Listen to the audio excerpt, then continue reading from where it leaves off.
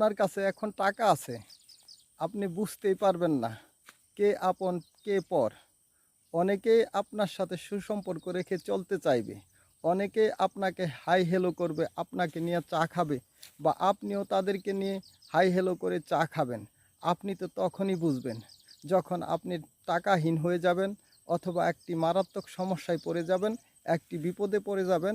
তখন বুঝবেন কোন লোকগুলি আপনার প্রকৃত বন্ধু বান্ধব বা আত্মীয় স্বজন। সকল আত্মীয় স্বজন কিন্তু আত্মীয় স্বজন হয় না। কিছু কিছু আত্মীয় স্বজন আছে আপনার সুসময়গুলিকে আপনাকে অনেক পছন্দ করবে, আর যখন আপনার দুঃসময় আসবে তখন তাদেরকে আপনি আশেপাশে পাবেন না। কারণ আপনার দুঃসময়ে তারা বুঝতে পারবে যে আপনার এখন টাকার প্রয়োজন।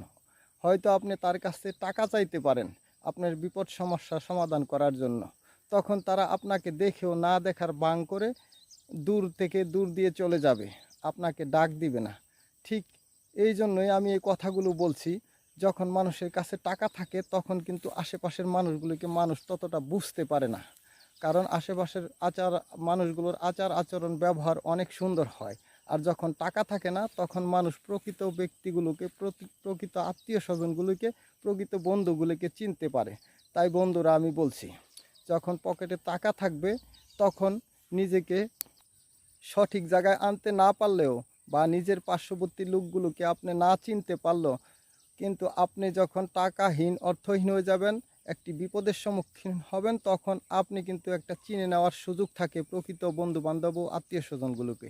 তাই ওই সমস্ত বন্ধুবান্ধব যারা আপনার দুঃসময়ে পাশে ছিল বা পাশে থাকে তাদেরকে বেছে নিন, অন্যথায় অন্য অন্য বন্ধুবান্ধবগুলোকে পরিত্যাগ করুন। তো এই ছিল আজকের কথা। ভিডিওটি ভালো লাগলে অবশ্যই শেয়ার করে দিবেন।